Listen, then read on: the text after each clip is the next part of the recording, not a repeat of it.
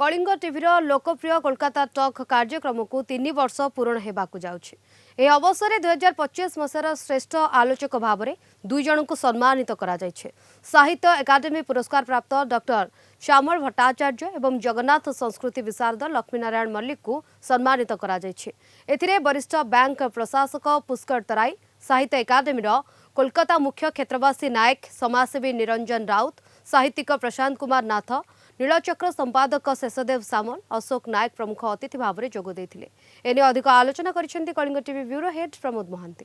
Kalinga TV जनप्रिय कार्यक्रम Kolkata talk यह मध्य 3 वर्ष अतिक्रम करने को जाउछि। आमे जानती जे यही कोलकाता टॉक पश्चिमबंग एवं ओडिशा मध्य विभिन्न प्रसंग को नहीं कार्यत सेतुबंधन कार्य करिछि। सरकारी स्तर में प्रवासी ओडिया मानक सुख दुख एवं विभिन्न समस्या, ओडिया संस्कृति अस्मिता एवं दुई राज्य मध्य जो भावगत संपर्क रही से भावगत संपर्क को सुदृढ़ करने कोलकाता टॉक विभिन्न क्षेत्र में पदक्षेप ग्रहण करछि। एवं आज पचारिबा जे एई जो 3 वर्ष पूर्ण होछि से कौन कहते मलिक सर कौन कहते कलिंग टीवी कोलकाता स्टूडियो समस्ते जो भली भाव सक्रिय भाव सकारात्मक भाव कलिकता रे बसवास करुवा प्रत्येक समाजर समस्त वर्गर समस्त स्तर लोक मानू आनी एठी विभिन्न समस्या संपर्क में आलोचना करिसेंती, जार पुंखानुपुंख विश्लेषण मध्य होईची। ता वास्तविक समग्र सेमानकर समस्या समाधान बाट कढ़ई सेमानकु परस्पर सहित आहुरी निकटतर करि पारिछि। कोलकाता टके सबचेয়ে बेशी माने अनुष्ठाने अंशग्रहण करेছি এবং ওড়িশা তথা বাংলা এবং ওড়িয়া বাংলা সমস্যা এবং দেশ এবং বিদেশের বিভিন্ন সমস্যা নিয়ে এই প্রাইম টাইমে আলোচনার সুযোগ পেয়েছি এবং সে আলোচনা সাধারণ মানুষের কাছে গ্রাহ্য হয়েছে। আমরা তার ফিডব্যাক পেয়েছি। অলমোস্ট এটি আমি সেটল হয়েছি কিন্তু কলকাতা টক 3 वर्ष কমপ্লিট হয়ে গেলানি। রিয়েলি বহুত চেঞ্জেস আনি আসছি। সমস্তে দেখুଛନ୍ତି এই প্রোগ্রাম को কলিঙ্গ টিভি সমস্তে দেখুଛନ୍ତି এটি कलिकता रही समस्त कलिंग टीवी देखुं से बहुत बड़ कथा।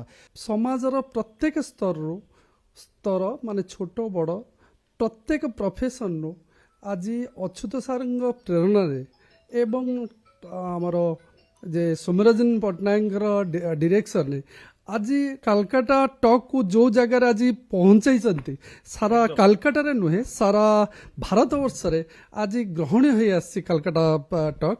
कारण ये प्रत्येक व्यक्ति प्रत्येक क्षेत्र यहाँ नहीं कि सब किसी चर्चित। आज समय रे जेतेबेले आमे केवल रील्स देखुचंती आमर पिला माने केवल मनोरंजन धर्मी कार्यक्रम गुड़िक लोकंक द्वारा पसंद होउची, किंतु एभली एक समय रे कलिंग टीवी द्वारा प्रायोजित कोलकाता टॉक एक बौद्धिक कार्यक्रम भाव में खूब ग्रहणशीलता लाभ करिछि एवं लोकप्रिय होई परिछि।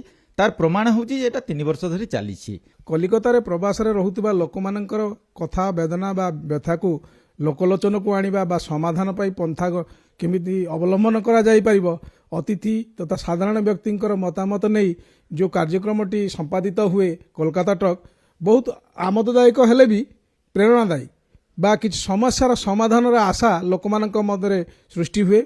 आउ आशा रही ए कार्यक्रम भविष्य को चालू रहिबो। एही कलिंग टीवी मध्य 2 राज्यर जो भावगत संपर्क को आउरी सुदृढ़ करने सहित प्रतिवेशी राज्य रे थिबा समस्या किपरि समाधान हेबो सेतिपई एही संस्था भूमिका पालन करियो बोली प्रत्येक मत। कोलकाता वीडियो जर्नालिस्ट समर जिसान प्रमोद महांती, कलिंग टीवी।